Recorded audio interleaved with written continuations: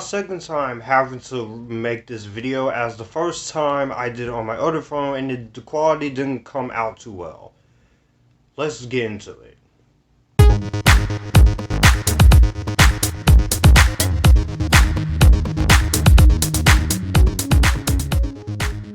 What's up everyone, this is Joshua, Feature Filmmaker Reviews. I talk movies, TV, music, and anime.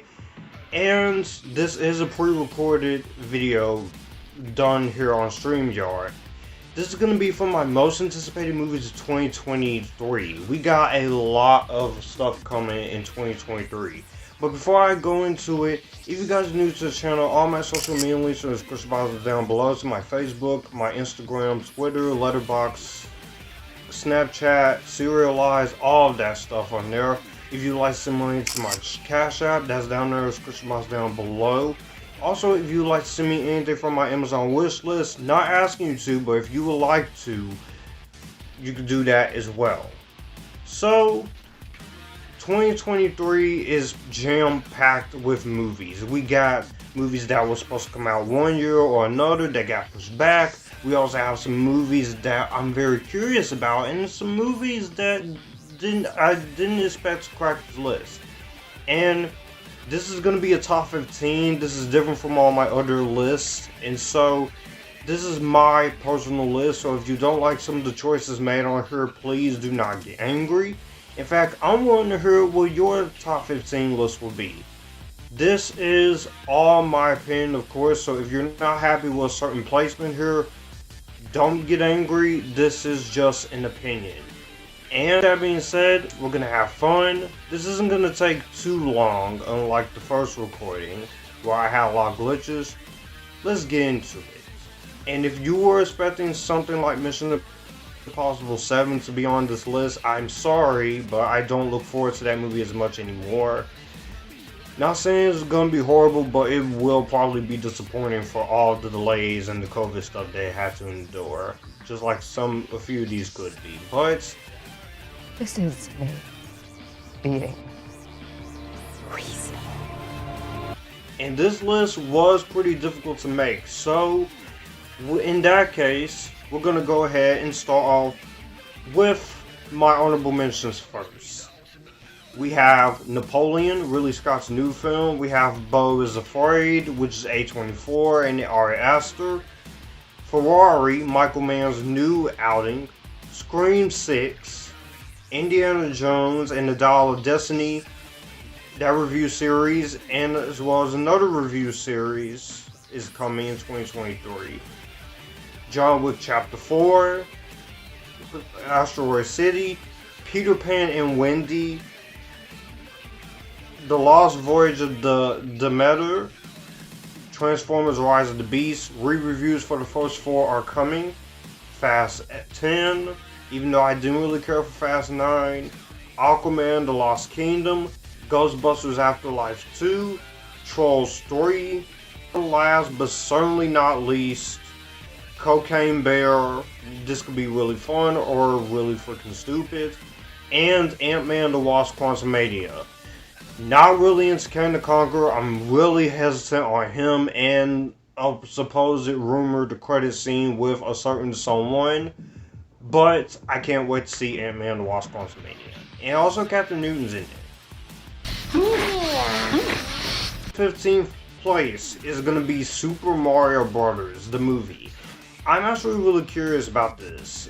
And because of the success of Sonic and some video game adaptations, video game movies are starting to become the next big thing, as long as you get people who know the source material. I'm one of those people who actually likes the 93 movie. Despite all the production problems that it had, I think that movie is actually a guilty pleasure. Going into this, you have a good cast. Chris Pratt, Charlie Day, Anya Taylor-Joy as Princess Peach. Well, I remember where you live. I've done you before. Jack Black. This could be a pretty interesting film, and I did enjoy the trailers. It was very colorful, it was very bright. It could be a disaster, considering who this is being made by, because Illumination is pretty hit and miss, and I do like some of their stuff. Some stuff I'm not really big on, but I'm gonna hold my judgment until after the movie, because I am curious to see what they're gonna do when it comes to Mario. Yes, one of us should. Number 14 is gonna be Renfield. This is a horror comedy from the original pitch by one of the people who worked on stuff like Family Guy and such. And I'm actually really curious about this. No, it's not Seth MacFarlane. I love vampire stuff. Blade, Queen of the Damned, Interview with the Vampire, The Lost Boys, and some of the Dracula movies I have seen. They are pretty good. This is going to be having Nicholas Hoult, Nicolas Cage, and Awkwafina. And I just want a fun, good horror comedy. I think this has the potential, if they really play their cards right, I really do think that this could actually be something interesting, something fun. The last thing I need from a vampire movie is to be boring, unlike Morbius was pretty boring. And vampires has kind of been a run-in joke ever since Twilight.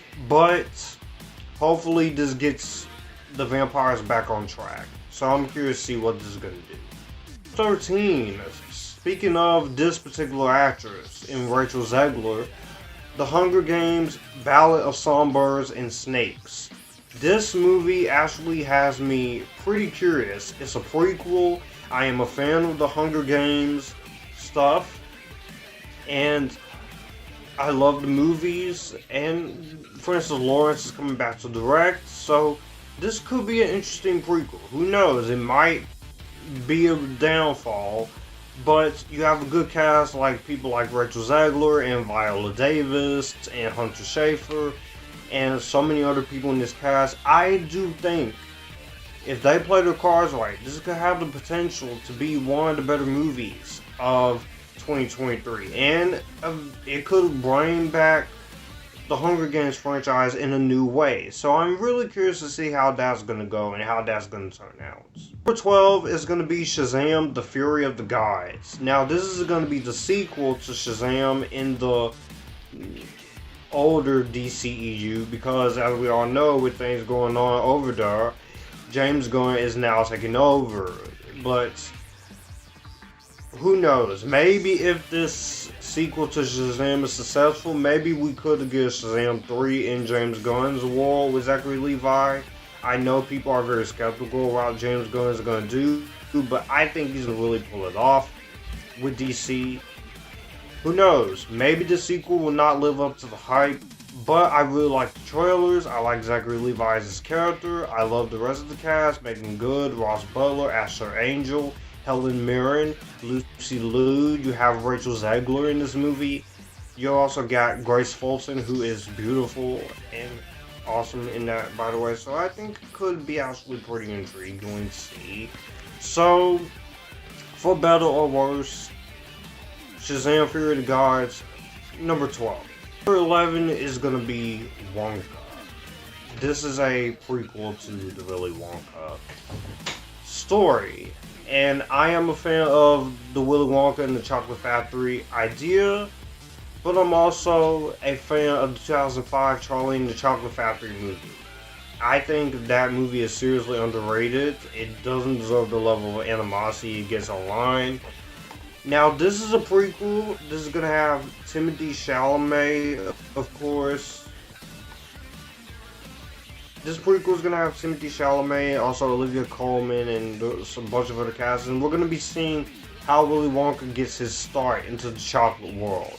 So I'm really curious to see how this prequel is going to do as a musical and as a prequel to the character. And who knows, maybe it could be the worst thing ever. But I'm holding out hope that this could be a good Willy Wonka film. And I think putting it in December, it could get some Oscar potential there. But I really am curious to see what they're going to do when it comes to Wonka. Number 10 is going to be The Meg 2. Now, the first Meg wasn't the greatest movie ever made, but I did think it was a pretty solid enough movie. So what it was setting out to do, I thought the characters were very good for the most part. I like Jason Statham, I like some of the other cast. Wasn't really a fan of the PG-13 rating, didn't really care for Ruby Rose in that movie. but I thought the Meg has an interesting potential for a franchise or a sequel. Now, we're getting to do a sequel with a new director. It's going to be rated R. We're exploring the trench side things. We got more sharks. Jason Statham is coming back. You're also going to have Cliff Curtis and also Sienna Guillory, aka the best Jill Valentine, for me personally, of the Resident Evil live action movies. And I do think there is some slight potential that it could be a good film. And it might be bad, but I do think it could be interesting, to say the least. Number 9 is going to be Killers of the Flower Moon.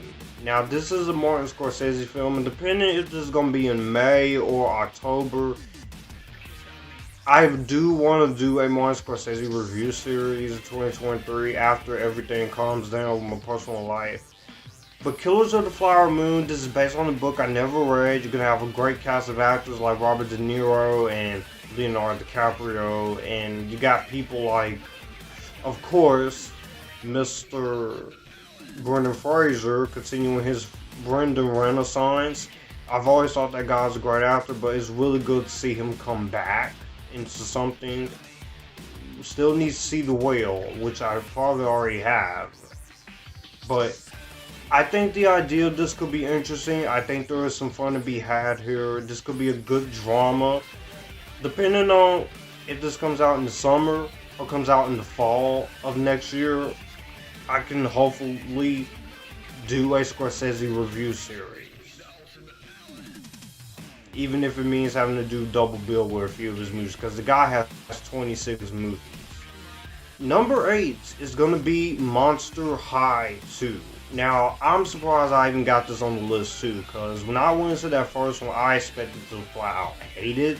I did not think the trailers was going to be good. I was just like, what are we doing? We're taking classic toy lines and we are butchering them instead of respecting them. Little did I know, it was widely watched on Paramount Plus and Nickelodeon. I really enjoyed it. I thought the characters were great. The writing wasn't the best. It is a story we've seen hundreds of times, and the CGI was pretty fucking terrible, but it was a TV movie. But I did enjoy the chemistry of the three girls. Mia Harris as Claudine Wolf was really good. CC Ballad is great as Frankenstein, even though that character has always been really confusing to me. Case Walker is Deuce Gorgon. You also got Laguna Blue, Cleo Danao. Nia Jamison was a standout as Draculaura, so I can't wait to see where more they're gonna go. Where do we go from that awesome tease at the end in the credit scene? Is there gonna be some witchcraft stuff? Is there gonna be a war? Are we gonna see some more characters like Venus Flytrap and such? More fun musical, more fun colors, and they start filming it next month actually. So I'm very excited to see what they're going to do. I can't wait to see Monster High, the movie too. And all the people who's review bombed that movie, you guys really need to chill out, because you're taking it too far. You need to shut the fuck up! Number 7 is going to be Blue Beetle. Now, Blue Beetle, this is a DC character I don't know much about. All I know about this is you have one of the actors from Cobra Kai by the name of Zono. I can't really pronounce his last name because I don't want to butcher it. He's taking over as Blue Beetle. You also got George Lopez in the movie. You also have Susan Sarandon, and you have Bruna I can't really say her name, but she's going to be in it. This is going to be in the new DC world, but I'm very curious to see how it's going to be. It could be a groundbreaker for Latino to have their own superhero. There could be some fun action. It could be bad, but I am a fan of the DC EU, the current one that's about to end, and this new one that we're going to be promising. So, for better or worse, I'm sticking by it as a DC fan, and I do think this has the potential to be a very strong superhero movie. In 6th place is going to be Guardians of the Galaxy Volume 3. Now, I am a big fan of the first 2 Guardians of the Galaxy movies. I love what James Gunn has done with this world.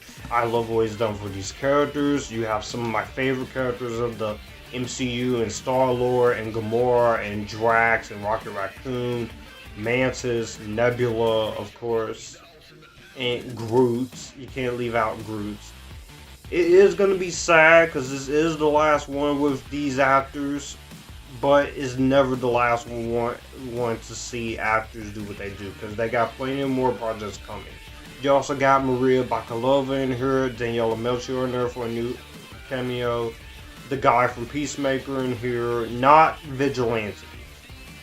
And also Adam Warlock, despite the casting of Will Poulter being a little mixed, I still think they could win with Zac Efron or something, but I do think this could be one of the most mature and one of the most emotional films yet in terms of what they can play with here. And I do think there is some potential to see where they do this. And this could be a great, superb MCU trilogy.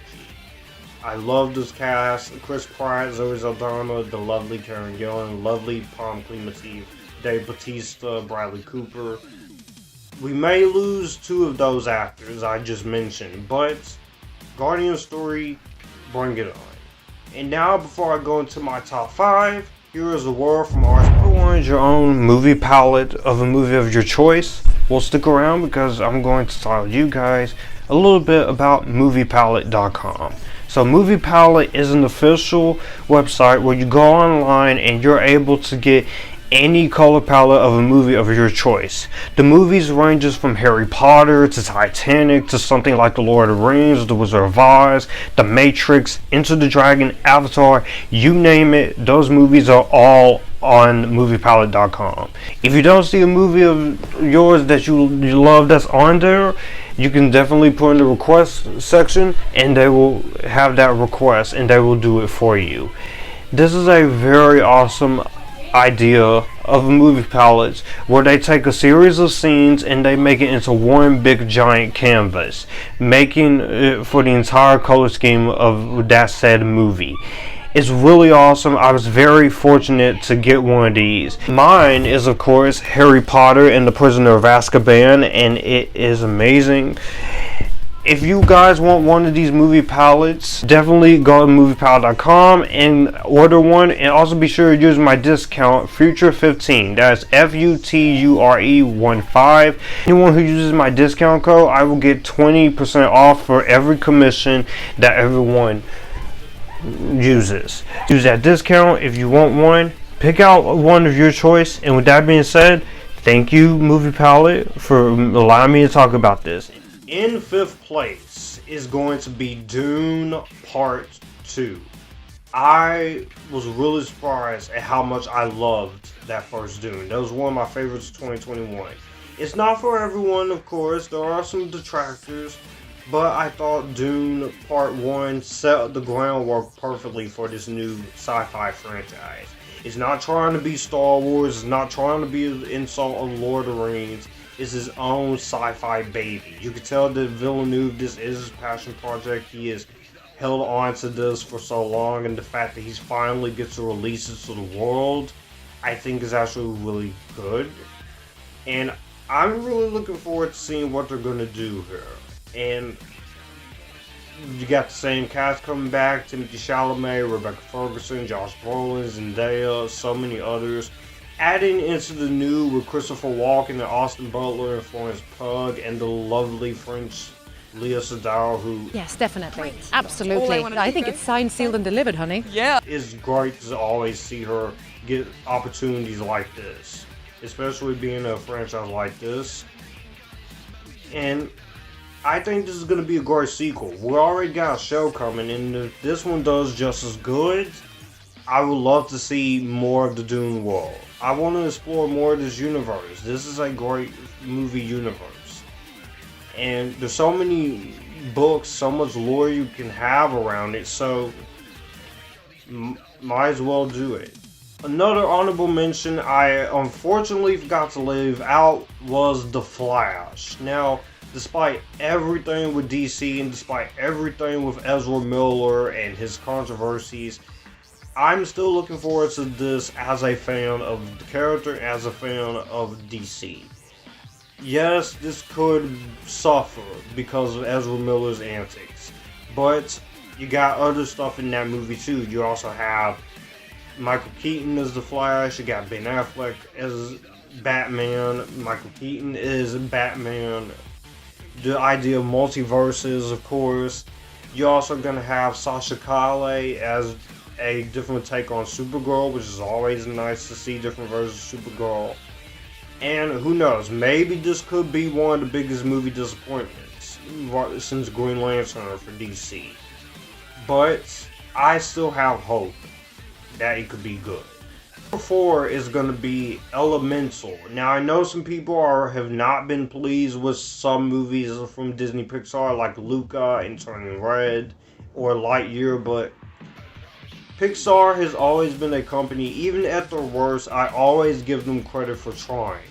When I saw the teaser trailer for this, it was as weird as it looks, I think it has some potential for it. You have Mamadou Athie and Leah Lewis playing two different characters in this world of earth, water, wind, air, and fire, and they realize that they have a lot of things in common. So I think this could be a very cute movie for kids. It could be bad, but you know what? Pixar's done worse shit, like Cars 1, 2, and 3. But I'm looking forward to this because it's interesting, and I do think there is some potential around it. And so, 2023 in June, this could be good. I look forward to it. Number 3, I'm gonna get some shit for this, but I do not care. I will never apologize for putting this as one of my most cited. The Marvels. I know a lot of people just didn't like the first Captain Marvel at all. I personally did. I didn't think it was the greatest thing ever, but it is one of my favorite MCU films. Feel free to disagree with me, but opinions are opinions. It has some issues as far as the villain and some of the characters, and even some of the character stuff with Carol, but this has potential because you have a new director in Nia DaCosta. She did a great job with Little Woods and 2021 Candyman sequel. I am curious to see a Carol Danvers post what's going on with her after Endgame. And that cliffhanger ending of Miss Marvel, this show, which I thoroughly enjoyed, which I cannot wait to talk about in 2023 before the Marvels. I am very curious to see what they can do in the sequel, how they're going to follow up that cliffhanger. Where did Kamala Khan go? We're also going to be seeing Carol learning and having to learn that she can't save the world on her own. She's always going to need help. We're also going to be seeing some character growth for her, which I'm very excited to see after hearing about the movie at D23. We're also going to see the rivalry, what's been going on with her and Monica Rambeau. And these three women, this could be Charlie's Angels in space, in the MCU style. It could not the 2019 one, the good one from the 2000s. That was awesome and wasn't afraid to tell us. This one, it could be a disappointment. It could be what some people are making it out to be, but it's just great to see female empowerment, and I'm all for that. Maybe it's not gonna work for most people, but for me and so many defenders of Captain Marvel, and even a good friend of mine, John Avenger, who really likes that first Captain Marvel movie, I think it could be good. I love Brie Larson in the role. I think there's room for her to improve rather than recasting her. Teyonah Parris, perfect casting as Photon, Monica Rambeau, and Iman Vellani is one of the most charismatic characters as Kamala Khan. So you got a lot going on here. We got a new villain, And I'm curious to see where they take these three. In place is going to be David Fincher's The Killer. Anyone who knows me knows I love me some David Fincher. He is my favorite director of all time. He has some quality content. Gone Girl, The Social Network, Fight Club, The Curious Case of Benjamin Button, The Social Network, Zodiac. Alien 3 wasn't his fault. It's more of a frustrating movie that I don't hate, I don't love, I'm just indifferent on. Even something like Seven, which is a fantastic film, and The Girl with the Dragon Tattoo, my favorite of his, and one of my favorite movies of all time. This has Michael Fassbender, Tilda Swinton, and a bunch of other actors in it. This is based on a graphic novel series of the same name that was in French. This is going to be about a detective trying to stop a killer, but he's at the same time also losing his mind. This is going to be a film neo-noir, and I love me some film noir, so it's very nice to see that genre make some kind of resurgence. And it's just great to see David Fincher. Whenever David Fincher directs something, he's not going to half-ass you. He's going to give you 110%. And I even didn't mind the Mankiewicz movie he did back in 2020. I still have a few Fincher movies I need to review, but I have reviewed some of them on the channel. But I am very curious to see what this can do. I wish this was in theaters rather than Netflix, but oh well, what are you gonna do? Still looking forward to it though. But my most anticipated movie of 2023, this is the one I've been very excited for since 2018, and that is gonna be Spider-Man Across the Spider-Verse. This was supposed to come out this year, but because of stuff like Avatar and such, and because they want more time to make the best damn sequel they can, and to get the animation right, they put it off until June. And I think that was the best decision you could make. It could mean more money for Miles Morales. The character of Miles Morales, the brand is strong right now. You got stuff like his video game. He's going to be in the PlayStation 2 video game for Spider-Man 2. He's also going to be doing more stuff coming to the MCU in Spider-Man 4 potentially, where he's already in college, so we won't have to see the origin stuff again, maybe. Shamik Moore, I like just him as his character. You also got Jake Johnson coming back. You also got the lovely Haley Steinfeld coming back as the best interpretation of Gwen Stacy. You also got Issa Rae in there as Spider-Woman, Daniel Kaluuya as Spider-Man, Jason Schwartzman as Spot. And judging from the first look, and also Oscar Isaac as Spider-Man 2099, and that first teaser trailer I did a live reaction to, my excitement went through the roof. You got so many Spider-Man in the Spider-Man war. Something is not right in the universes. We're also going to be seeing some potential setup for the Gwen Stacy SpiderVerse movie, as well as the third film in this new trilogy. We're also going to be taking our first stepping stones into the interracial love of Miles Morales and Gwen Stacy, which is a foreshadowing because that's something I would love to see.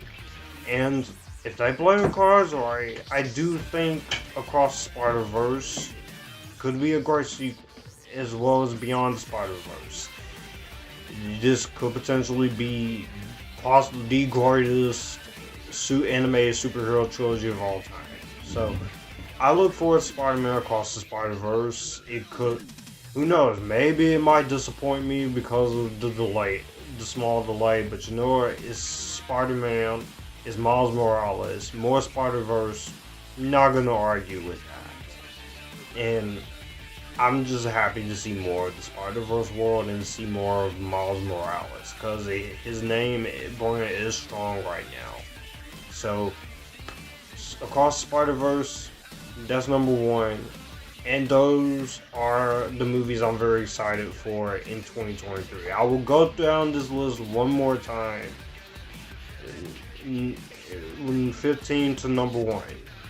Number 15 was Super Mario Bros. The movie. Number 14 is Renfield. Number 13, Hunger Games, The Ballad of Songbirds and Snakes. Number 12, Shazam! Fury of the Gods. Number 11, Wonka. Number 10 is The Meg 2, The Trench. Number 9, Killers of the Flower Moon. Number 8 is going to be Monster High, the movie 2. Number 7 is going to be Blue Beetle. Number 6 is Guardians of the Galaxy Volume 3. Number 5 is going to be Dune Part 2 with The Flash. Number 4 is going to be Elemental. Number 3 is going to be The Marvels. Number 2 is going to be David Fincher's The Killer. And number 1 is going to be Spider-Man Across the SpiderVerse. So those are all of the movies I'm looking forward to in 2023. I will put my honorable mentions link from the letterbox in the description box. And with that being said, those are my most excited films of next year. Well, that's going to do it for the video that you just watched. I will have my channel here, so you would like to see anything here, click the channel icon, subscribe for more. I will also leave a video and maybe a playlist here, so in case you want to see what I'm about. As always, stay Epictasticness, join the Epictasticness, and you guys keep it cool.